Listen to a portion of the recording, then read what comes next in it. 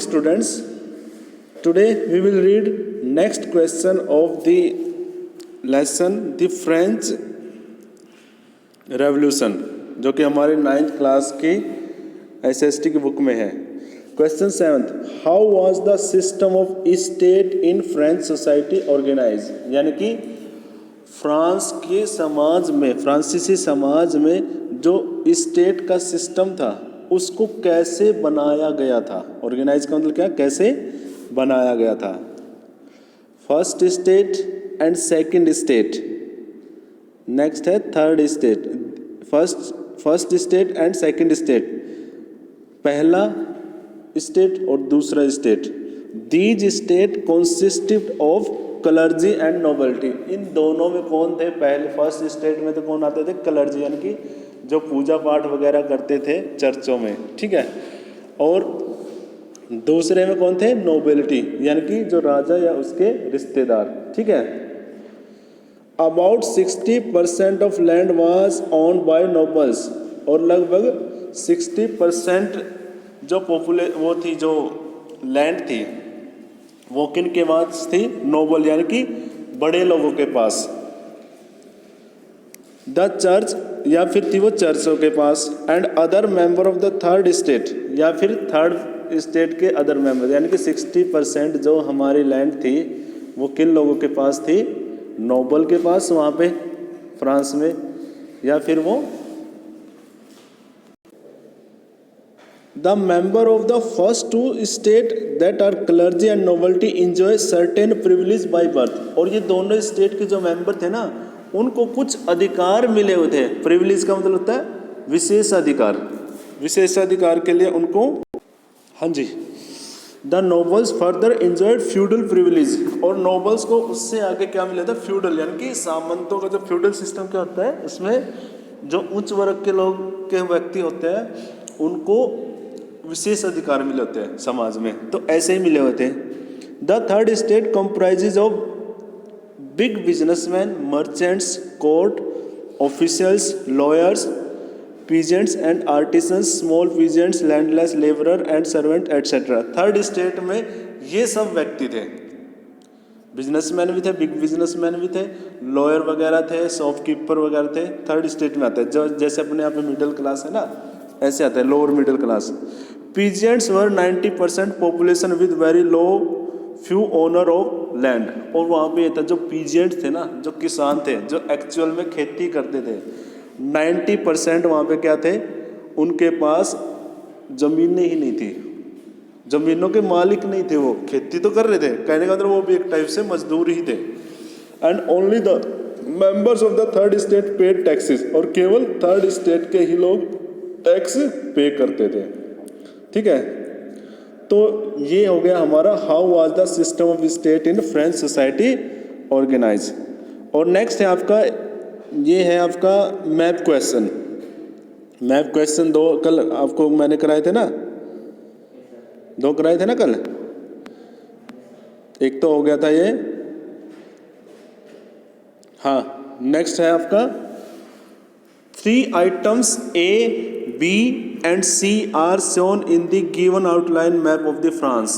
यहाँ फ्रांस के मैप में 3 आउटलाइंस दी गई है, यानी कि 3 हेडिंग दी है आपको।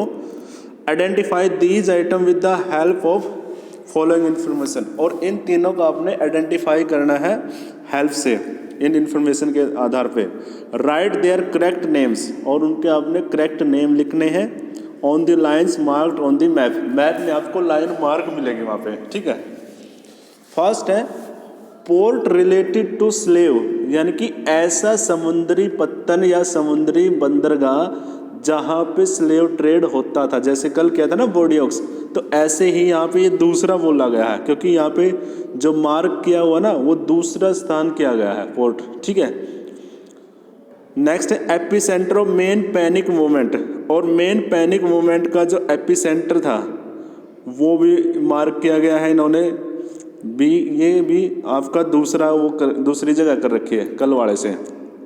थर्ड है AP centres of main panic movement, यानी कि मेन पैनिक मूवमेंट का एपी सेंटर्स, दोनों इन्होंने यही दे दिए, ठीक है। तो इसका आंसर यही है, देखो जो पोर्ट था ना जहाँ पे स्लेव ट्रेड होता था, उसका नाम है नानतेज। क्या है? नानतेज। ठीक है, एस साइलेंट रहेगा इसमें। और जो एपिसेंटर है जो पैनिक मूवमेंट का, वो है आपका बी, एस्ट्रिस। क्या है ये? एस्ट्रिस। और दूसरा एपिसेंटर इन्होंने बोला सेंट फ्लोरेंटाइन। Saint Florentine. ठीक है, तो ये थे हमारे मैप के क्वेश्चंस। ठीक है, नेक्स्ट है आपका, इसमें और इम्पोर्टेंट है, who was Mirabeau. Who was Mirabeau. ठीक है, ये क्वेश्चन है आपका और ये काफ़ी इम्पोर्टेंट है। मीराबो क्या थे? एक बहुत ही बड़े क्रांतिकारी थे उस टाइम के। ठीक है, Mirabeau was born in a noble family.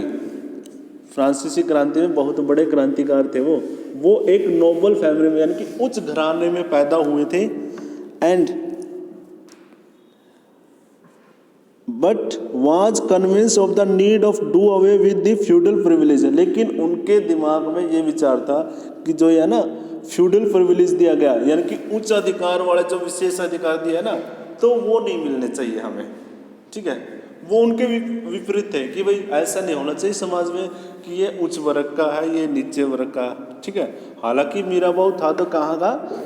उच्च फैमिली का था, उच्च वर्ग का था वो, है ना, नोबल फैमिली से था वो। He brought out A journal and delivered powerful speeches. तो इसके लिए उसने अपने जर्नल यानी कि मैगजीन छापी, अपनी खुद की मैगजीन छापी उन्होंने, और उसके अंदर उन्होंने पावरफुल स्पीचेस थे वो भी दिए। बहुत बड़े बड़े जो स्पीचेस थे पावरफुल वो दिए उन्होंने to the crowds assemble at Versailles. उस भीड़ को या उस लोगों की जनता को जो वहाँ वर्साय में खड़ी हुई थी ना लुई 16 के अगेंस्ट में, तो उनको उन्होंने स्पीच दिया वहाँ पे। And the representative of the third state assembled on 20 June in the hall of the indoor tennis court in the ground of Versailles. और टेनिस कोर्ट नाम की जगह थी वर्साय में, एक ग्राउंड था टेनिस कोर्ट के नाम का, और वहाँ पे जब नेशनल असेंबली इकट्ठी हुई थी, ठीक है, तो उनका उसने क्या किया था? रिप्रेजेंटेटिव बना था, उनका मेन लीडर बना था। ठीक है, जैसे अब किसान आंदोलन चल रहा है ना, तो उसमें जो मेन लीडर आगे खड़े हुए हैं ना, तो ऐसे ही जैसे गुरनाम सिंह है सिख है ना, तो ऐसे ही ये वहाँ पे क्या बना था? चीफ रिप्रेजेंटेटिव बना था उस असेंबली का। ठीक है, and they declare themselves national assembly. वहाँ पे उन्होंने अपने आप को डिक्लेयर किया राष्ट्रीय assembly. And they were led by Mirabeau and Abbe Sieyes. और फिर उसके बाद उनको मीराबाऊ और अब्बे सेज नाम का दूसरा क्रांतिकारी था, उन दोनों ने उसको लेके आगे बढ़े आंदोलन को लेके। कहने का मतलब ये क्रांतिकारी था, फ्रांसीसी क्रांतिकारी, कि मीराबाऊ और दूसरा है अब्बे सेज। ये भी कर लो, ये भी इंपॉर्टेंट है।